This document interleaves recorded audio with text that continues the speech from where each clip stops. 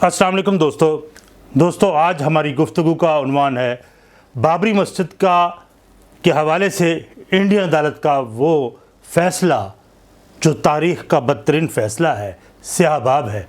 تو میں اپنی گفتگو کو آگے بڑھانے سے پہلے آپ سے ریکویسٹ کروں گا کہ آپ تلاش حق وذ عامر ہاشمی اس چینل کو سبسکرائب کریں اور بیل آئیکن کے بٹن کو بھی دبا دیں۔ دوستو، بات تو یہ ہے کہ تجھے معلوم بھی ہے یہ نگر ہے ظلم زادوں کا، ہے انقا عدل یہاں زنجیر کس خاطر ہلاتا ہے۔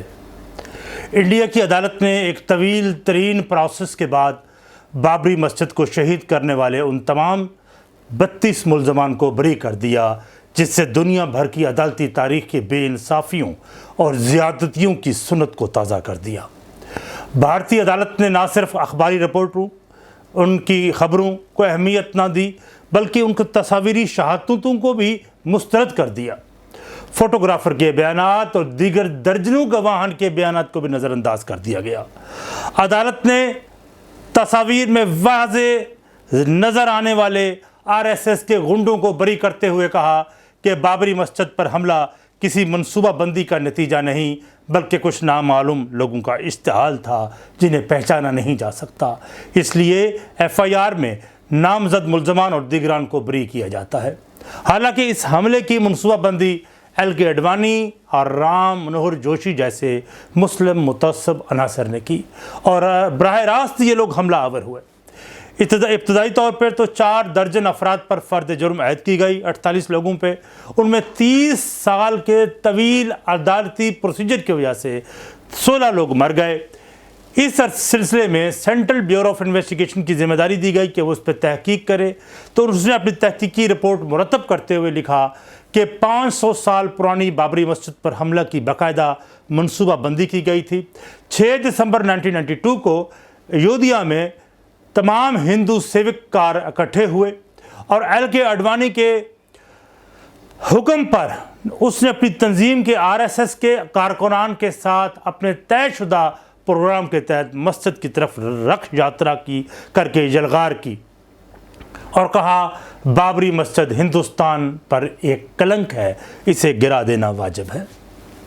اور جب وہ جلوس لے کر نکلا تو تمام تر ٹی وی چینلز اور اخبارات نے اس کی کوریج کی۔ اس وقت انڈیا کے وزیر اعظم نرسمہا راؤ نے اس خطرے کو بھانپتے ہوئے مسجد کی حفاظت کے لیے نیم فوجی دستے تعینات کیے۔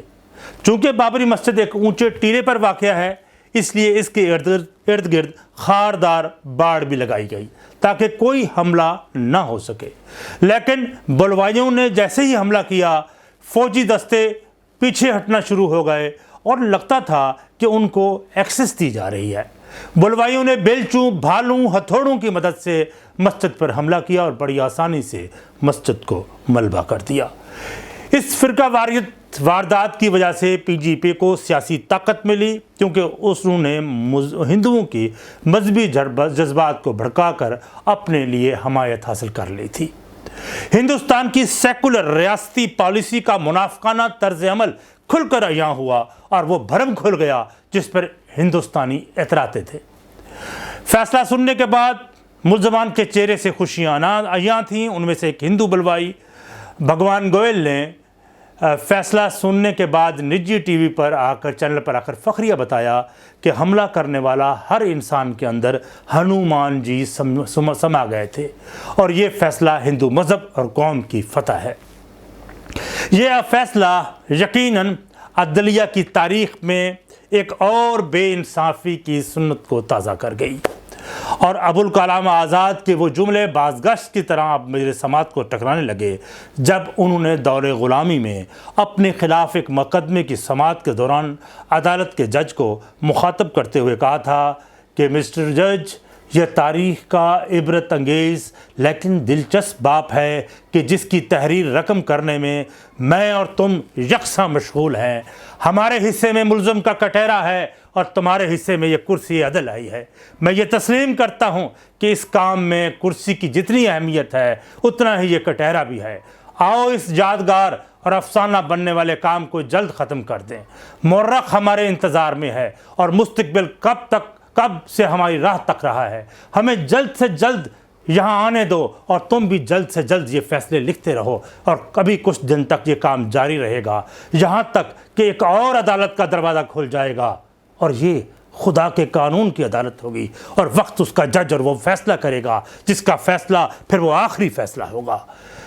अबुल कलाम आज़ाद ने मरहूम ने फिर एक आगे बात बढ़ाते हुए कहा कि तारीख शायद है जब भी हुक्मरानों ने आज़ादी और हक़ के मुकाबले में हथियार उठाए हैं तो अदालतों ने सबसे ज़्यादा आसान और बेखता हथियार के तौर पर काम किया है।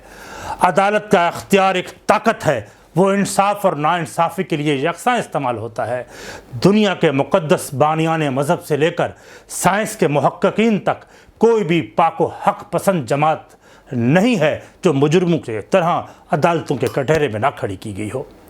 बिलाशुबा ज़माने की गर्दोशो लैरो नहार के बाद बहुत सी बुराइयों का ख़ात्मा हो गया, लेकिन मैं ये तस्लीम करने को तैयार नहीं कि इनसे हमारे की ज़माने की निजात मिल गई हो। वो इमारतें ज़रूर गिरा दी गई हैं जिनमें खौफनाक इसरार बंद थे, लेकिन इन दिलों को कौन बदल सकता है जो इंसानी खुदगर्जी और नाइंसाफ़ी के खौफनाक राजों का दफीना है। जाबर और मुस्तबद हुक्मरानों के लिए इससे बढ़कर नाइंसाफ़ी और इंतकाम का कोई हथियार नहीं, और तारीख़ आलम में मैदान जंग में सबसे ज़्यादा बेइंसाफ़ियाँ अदालत के ईवानों में हुई हैं। मौलाना अबुल कलाम आज़ाद का वो बयान कौल फैसल की तरह हमारे दिल और दिमाग पर नक्श है। जहाँ भी इंसाफ का कत्ल होता है तो ये कौल भी याद आता है, जुल्म और बर्बरियत के ख़िलाफ़ सीना सपर होने वाले इससे अपने लिए जज्बा ताज़ा हासिल करते हैं।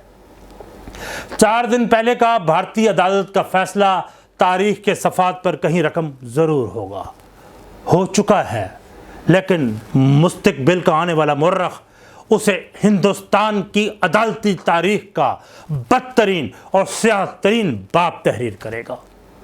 दोस्तों, इसके बाद मैं आपसे इजाज़त चाहूँगा और आपसे फिर एक बार रिक्वेस्ट है कि आप मेरे चैनल तलाशी हक़ विद आमिर हाशमी को सब्सक्राइब करें और बेल आइकन बटन को भी आप प्रेस करें ताकि आपको बेहतर वीडियोज़ और मिलती रहे। अपनी कीमती राय का भी इजहार कर दिया करें और बेहतर समझे और मुनासिब समझे तो इसको आगे शेयर भी करें। बहुत शुक्रिया।